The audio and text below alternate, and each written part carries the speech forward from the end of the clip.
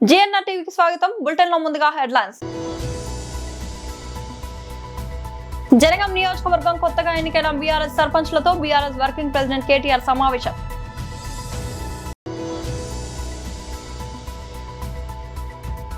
కర్నూలులో Rayalaseema lift irrigation project పనులను పరిశీలించనున్న వైఎస్ఆర్సీపీ నేతలు.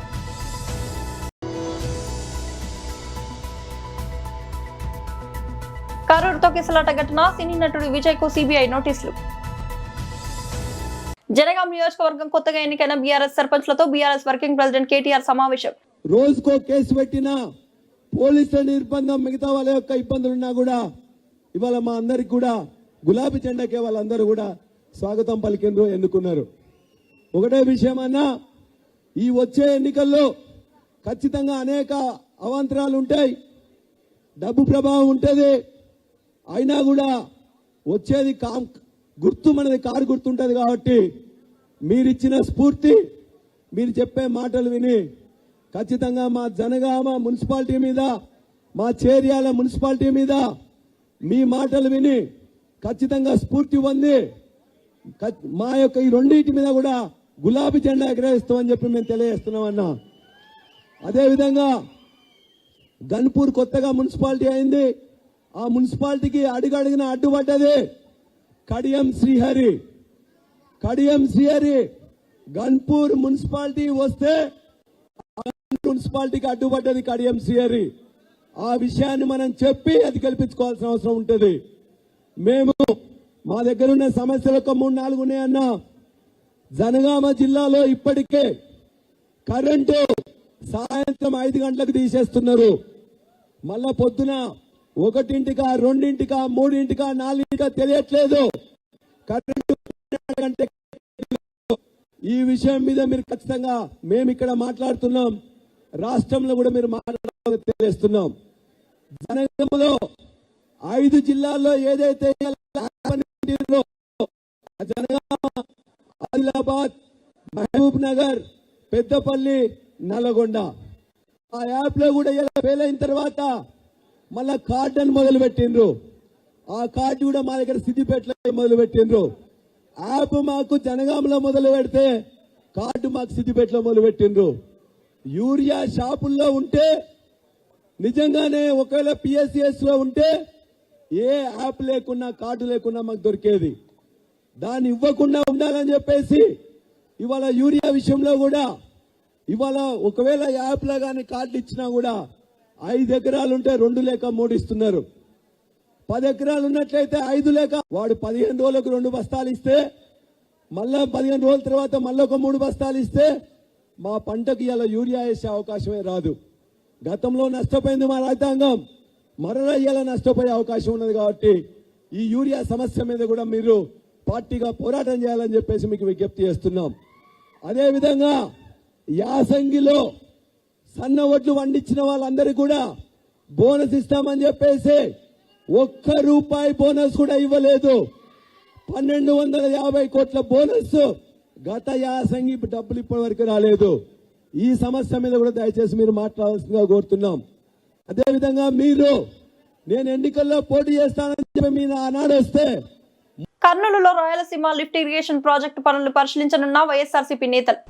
మొట్టమొదట ఈ కార్యక్రమాన్ని ఏర్పాటు చేసిన నంద్యాల వైఎస్ఆర్ కాంగ్రెస్ పార్టీ అధ్యక్షులు రంభూపాలన్నకు, అట్లాగే సోదర జిల్లా పక్కన కర్నూలు మా ఎస్సీ మోహన్ రెడ్డి గారికి, అట్లాగే వైఎస్ఆర్ కాంగ్రెస్ పార్టీ ఉమ్మడి జిల్లా వాళ్ళకి నేను ధన్యవాదాలు తెలియజేస్తా ఉన్నాను.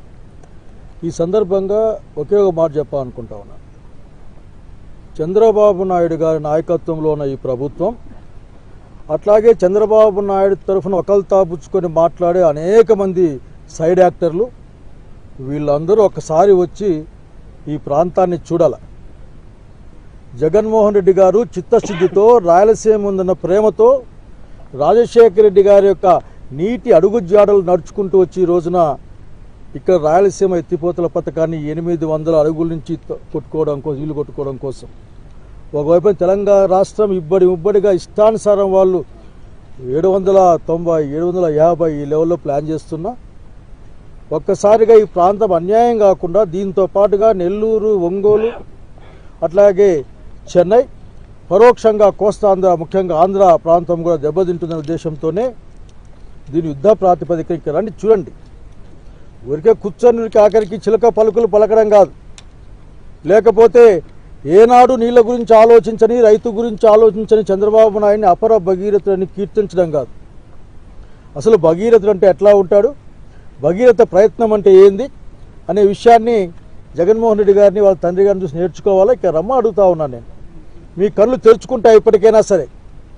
ఇదేదో ఒక ప్రాంతానికి లేక ఒక అధిక జీవజాలానికి, జీవితాలకు సంబంధించిన సమస్య ఇది. ఈ సమస్యలో మీరు రేవంత్ రెడ్డి గారిని అసలుకి ఒక మాట అడగాలనుకుంటా ఉన్నాను. రేవంత్ రెడ్డి గారు మీ నాయకుడు లేక మీ గురువు గారు ఇంతవరకు ఏం మాట్లాడలే.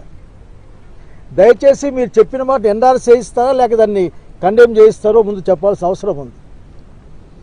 అసలుకి రాష్ట్ర ప్రభుత్వం తరఫున ఒక పొలిటికల్ అలిగేషన్ వస్తే సాక్షాత్తు ఈ రాష్ట్ర ప్రాంతాలకి అనంతపురం జిల్లా, కర్నూలు, కడప, అట్లా కొద్ది ప్రాంతం చిత్తూరుకు కూడా పంపించుకునే పరిస్థితి, పైగా కొద్దిగా వేరే రాష్ట్రానికి కూడా, ప్రకాశం, నెల్లూరుకు కూడా అనేకమైన ప్రాజెక్టులు ఉన్నాయి. జగన్మోహన్ రెడ్డి గారికి పేరు వస్తుందనే మీరు చాలా విషయాలు చేయరు. వస్తా ఉంటే వేలాది ఇండ్లు చూసాం. ఆ ఇండ్లు కూడా స్టార్ట్ కాలే. జగన్మోహన్ రెడ్డి గారికి పేరు వస్తుంది అని మీకు తెలిసినప్పటికి కూడా నేను ఒకటే మాట చెప్తాను, పూర్తి చేయండి. ఆ క్రెడిట్ మీరే కొట్టేసుకుంది. ఇక్కడ భోగాపురం మీరే కొట్టిన క్రెడిట్ కొట్టేస్తారు, ఇంకొక పని మీరే క్రెడిట్ కొట్టేసి దీనికి కొట్టేసుకోండి. పెద్ద శిలాశాసనం పెట్టుకోండి ఇక్కడ ఆఖరికి.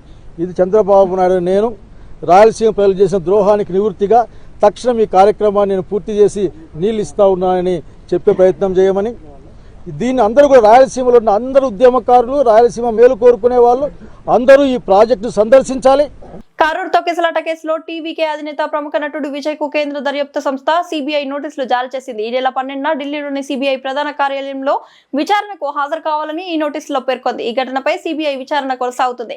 గత ఏడాది సెప్టెంబర్ 20న తమిళనాడులోని కరూర్లో విజయ్ ర్యాలీ సందర్భంగా జరిగిన తొక్కిసలాటలో 41 మంది మృతి చెందగా 60 మంది గాయపడిన విషయం తెలిసిందే. సుమారు 10,000 మంది సామర్థ్యం కలిగిన సభాస్థలి వద్దకు దాదాపు 30,000 మంది రావడంతో తొక్కిసలాట జరిగింది.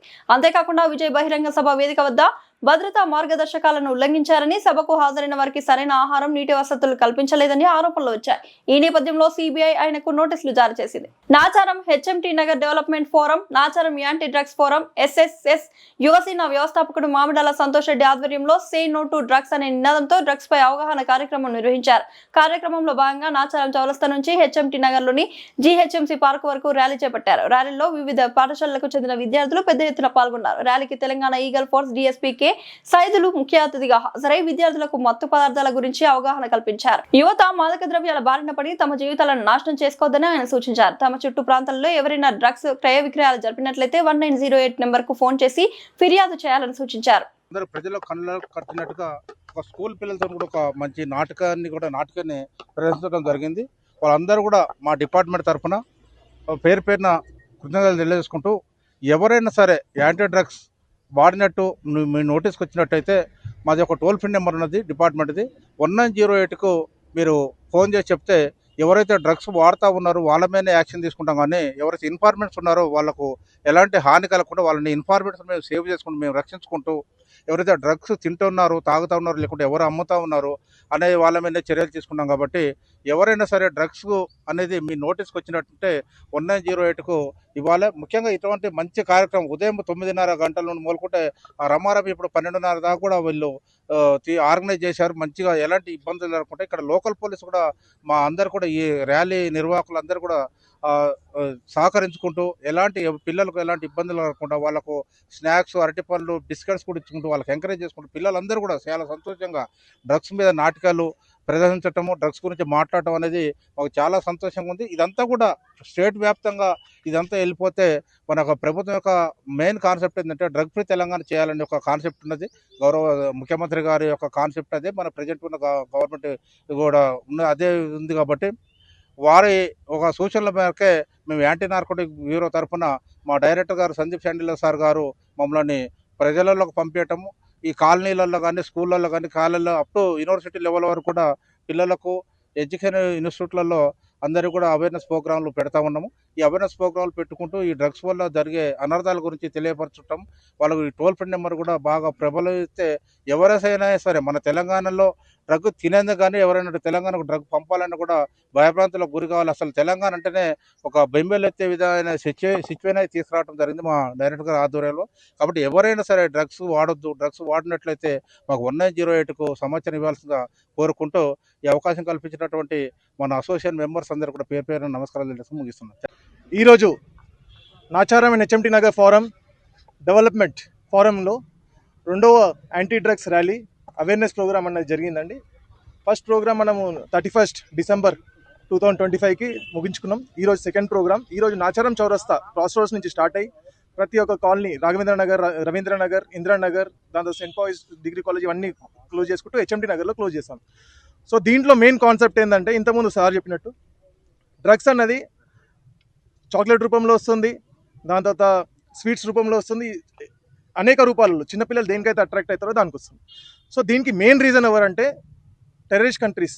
ఎవరైతే మన ఇండియా డెవలప్మెంట్, మన తెలంగాణ డెవలప్మెంట్ చూసి ఓర్చుకోలేకపోతున్నారో వాళ్ళు ఈ డ్రగ్స్ అన్నది అనేక రూపాలలో అనేక ప్లేసెస్లో విచ్చలవిడిగా అమ్ముతున్నారు. సో మేము ఇప్పుడు anti drugs forum Nacharam concept ఏంటంటే, ఎక్కడైనా సరే మీకు డ్రగ్స్ తెలిస్తే మీరు డైరెక్ట్గా మీరు ఎవరికి కంప్లైంట్ చేయకండి, మీరు మాకు కంప్లైంట్ చేయండి. ఎందుకంటే మీకు ఒక భయం అని ఉంటుంది, మనం పోలీసు వాళ్ళకి కంప్లైంట్ చేస్తే వీళ్ళు మళ్ళీ మనకి యాంటీగా వస్తారు వీళ్ళందరూ. సో మీరు మా దగ్గర తీసుకురండి, మేము దాన్ని సైలెంట్గా పోలీసు వాళ్ళ దగ్గర తీసుకెళ్తాం, పోలీసు వాళ్ళు చేయాల్సింది వాళ్ళు చేస్తారు. ఇంకోటి ఏంటంటే మీ దీంట్లో ఇంకొక అవేర్నెస్ ఏంటంటే, ఒకవేళ మీ పిల్లలు ఎవరైనా డ్రగ్స్ తీసుకుంటున్నారంటే పేరెంట్స్ టెన్షన్లో వచ్చేస్తున్నారు, కొందరు సూసైడ్ చేసుకుంటున్నారు. కొన్ని రీజన్స్ ఉన్నాయి, ఎందుకంటే 10 మంది తెలిస్తే మన పరువు పోతుందని వాళ్ళు సూసైడ్ చేసుకుంటున్నారు. అలా ఏం కాకుండా ఈ నాచారంలో మనము ఈ ఫస్ట్ స్టెప్ వేసినాము. యాంటీ డ్రగ్స్ ఫోరం నాచారంకి మీరు మెసేజ్ ఇవ్వండి. ఇది ఒక వాట్సాప్ గ్రూప్ ఉంది 1000 మందితోటి. ఇప్పుడు ప్రతి 38 కాలనీలు నాచారంలో ఏవైతే ప్రతి కాలనీలో ఒక 4 మెంబర్స్ని ఫామ్ చేస్తాం. వాళ్ళకి మీరు చెప్తే వాళ్ళకి తీసుకొచ్చి పిల్లలు దాని నుంచి ఎలా వాళ్ళని రక్షించుకోవాలి, ఇది ఎవరికి తెలియకుండా మేము మీకు సపోర్ట్ చేస్తాం.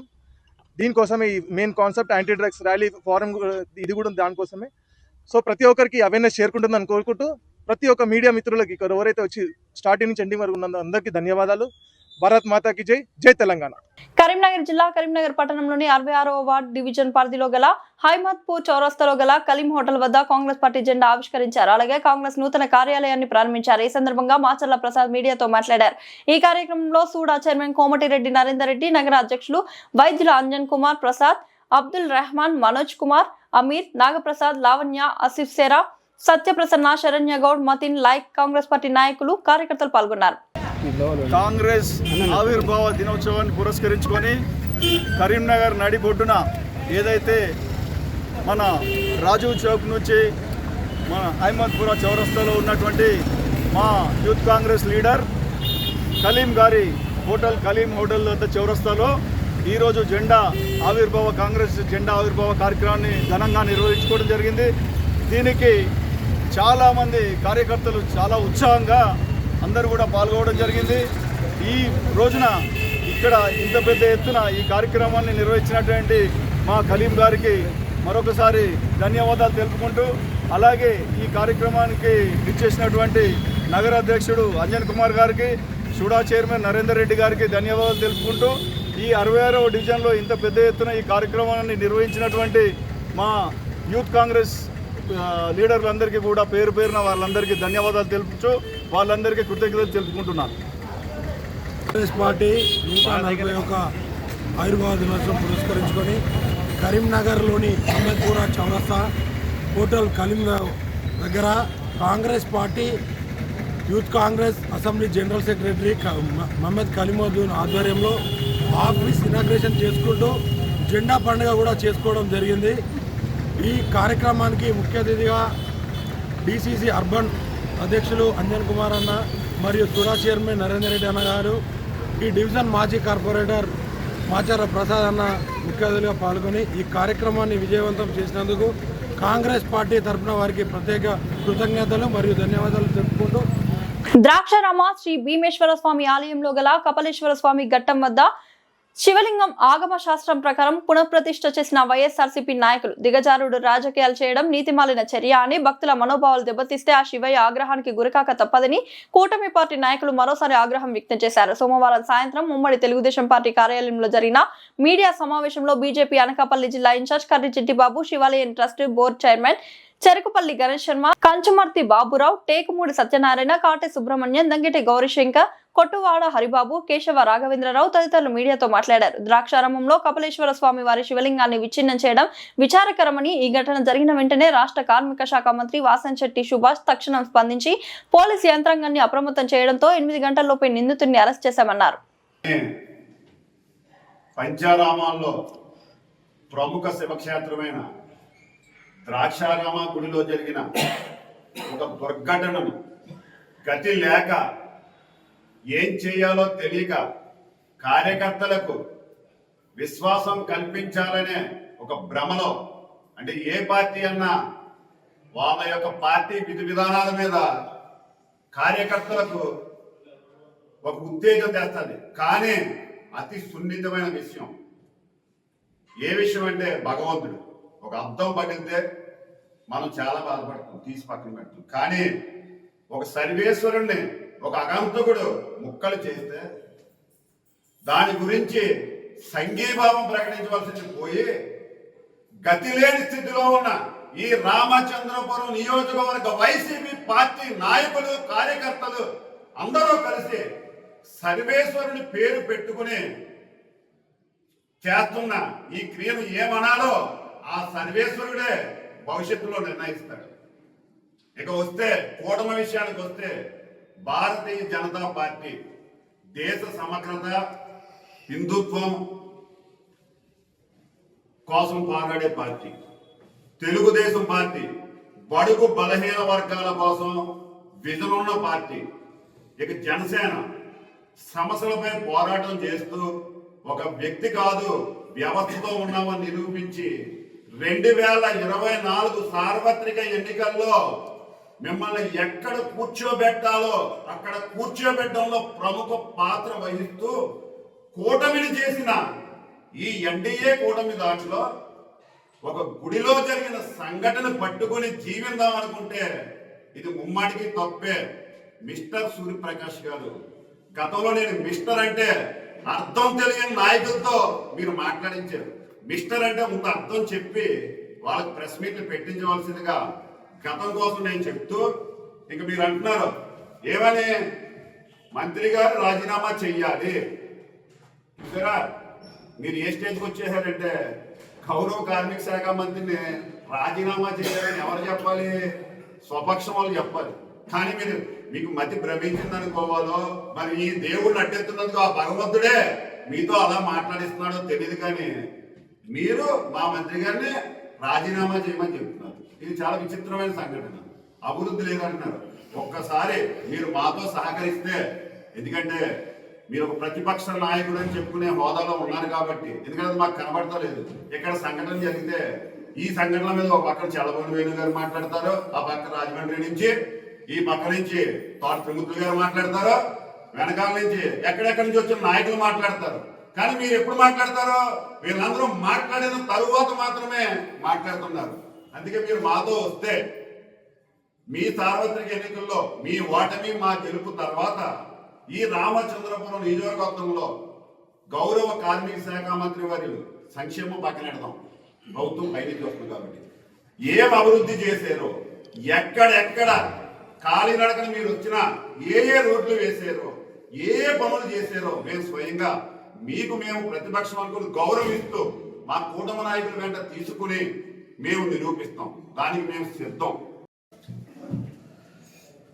గత 4 రోజులుగా ద్రాక్షారం భీమేశ్వర స్వామి ఆలయ సన్నిధిలో జరిగిన ఘటన గురించి వైసీపీ నాయకులు చేస్తున్న రాజకీయం పట్ల ప్రజలందరూ అసహ్యం తీసుకుంటున్నారు. ఎందుకంటే గత ప్రభుత్వంలో మీరు చేసిన అవినీతి, అలాగే హిందూ ధర్మం పట్ల కానీ హిందూ దేవాలయాల పట్ల కానీ మీరు చేసిన ప్రతి కార్యక్రమం గురించి ప్రజలందరికీ తెలుసు. అందుకే ఈరోజు మిమ్మల్ని జీరో చేసి కూర్చోబెట్టారు. ఎక్కడైతే ఇప్పుడు రాష్ట్రంలో వైసీపీ నాయకులు పరిస్థితి ఎలా ఉందంటే దయ్యాలు వేదాలు వల్లిస్తున్నట్టుగా ఉండి రామచంద్రపురంలో ఉన్న ఈ వైసీపీ ఇన్ఛార్జ్ సూర్యప్రకాష్ గారు అయితే ఇంకా ఆయన అసలు ఏం మాట్లాడుతున్నాడో అక్కడ ఏదో ఈయనే మొత్తం అంతా అక్కడ తెలుసున్నట్టు ఆగమ శాస్త్రం గురించి, సనాతన ధర్మం గురించి, ఆర్కియాలజీ డిపార్ట్మెంట్ల గురించి, పోలీసుల గురించి మొత్తం వ్యవస్థనే ఈయన శాసిస్తున్నట్టు దానికి ఏదో సుభాష్ గారు ఇవన్నీ ఏమి చేయలేదు అన్నట్టుగా సుభాష్ గారు రాజీనామా చేయాలనేది చాలా విడ్డూరంగా ఉంది. ఎందుకంటే గత ప్రభుత్వంలో మీ అధినాయకుడు జగన్మోహన్ రెడ్డి గారు ఎక్కడైనా శవం వేస్తే చాలు వెంటనే వెళ్ళి అక్కడ పరామర్శలు చేయడానికి చూసేవారు. అదే విధంగా ఈ రోజు మీరు రామచంద్రపురం నియోజకవర్గంలో ఎక్కడైతే అపశృతి జరుగుతుందో, ఎక్కడైతే ఏదైనా చిన్న చిన్న పొరపాట్లు జరుగుతాయని వెయ్యి కళ్ళతో ఎదురు చూస్తూ ఉన్నారు. ఆ అవకాశం మీకు ఎప్పటికీ కూడా ఇవ్వనివ్వరు. ఎందుకంటే గౌరవ మంత్రి వర్యులు వాసంశెట్టి సుభాష్ గారు చాలా అభివృద్ధి కానీ, సంక్షేమం కానీ, అలాగే ఈ ఆయన ఒక భగవంతుని స్వరూపంగా మేమందరం భావిస్తున్నాం. ఎందుకంటే ఆయన ఒక భక్తుడు. ఉదయం లేచిన దగ్గర నుంచి శివాలయం చుట్టూ తిరుగుతూ దేవుని దర్శించుకునే ఒక కార్యక్రమం చేస్తూ ఉంటారు. అలాంటి వ్యక్తికి మీరు ఈరోజు ఆయన ఏదో అభివృద్ధి చేయలేదు, లేకపోతే ఇవన్నీ రాజీనామా చేయాలి, ఆయన గుండు సున్నా, ఇవన్నీ అక్కర్లేని పనికి మాలిన మాటలు మాట్లాడితే మాత్రం తెలుగుదేశం పార్టీ నాయకులు కానీ, ఇక్కడ కూటమి పార్టీ నాయకులు కానీ ఎవరు కూడా ఉపేక్షించేది లేదు. ఎందుకంటే మీరు ఏం మాట్లాడాలన్నా స్పష్టమైన ఆధారాలతో మాట్లాడండి. మీరు గతంలో ఏ అవినీతి ఆరోపణని మీరు ఆయన మీద చేసినా ఒకటి కూడా నిరూపించలేక ఈ రోజు మీరు పార్టీలో జీరో అయ్యారు. వైసీపీ పార్టీలో మీ ఉనికిని మీరు కాపాడుకోవడం కోసం ఆయన మీద లేనిపోని విమర్శలు చేయడం అనేది సరైన పద్ధతి కాదు. ఎందుకంటే గతంలో గంజాయి ఆరోపణలు చేశారు ఆయన మీద, మీరు ఏమన్నా నిరూపించగలిగారా? అందులో మీరు గుండు సున్నా అయ్యారు. అలాగే రకరకాలుగా ఏదో అవి దోచేస్తున్నారు, ఇవి దోచేస్తున్నారు అనేది ఏ ఒక్కటి కూడా ఆధారంతో మీరు నిరూపించలేకపోయారు. అలాగే ఇక్కడ శివాలయం విషయానికి వచ్చినప్పటికీ ద్రాక్షారం చాలా పవిత్రమైన దేవాలయంగా, పంచారామంలో ఒక విశిష్టమైన దేవాలయంగా మీరు మనందరం దాన్ని కొలుస్తున్నాం. మీరు కూడా అక్కడికి వచ్చి రాజకీయాలు చేసి ఆయన ప్రతిష్టను దిగజార్చుకోవాలని మీ యొక్క ఆలోచనకి మీరు ఎప్పుడో జీరో అయిపోయారు. బులెటిన్ ముగించే ముందు హెడ్లైన్స్ మరోసారి. జనగాం నియోజకవర్గం కొత్తగా ఎన్నికైన బీఆర్ఎస్ సర్పంచ్లతో బీఆర్ఎస్ వర్కింగ్ ప్రెసిడెంట్ కేటీఆర్ సమావేశం.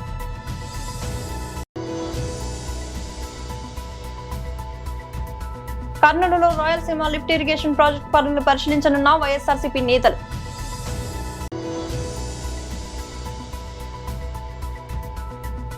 కరూరు తొక్కిసలాట ఘటన, సినీ నటుడు విజయ్ కు సిబిఐ నోటీసులు. ఇది ఇవాల్టి బులెటిన్ అప్డేట్. మరొక బులెటిన్ లో మళ్ళీ కలుద్దాం.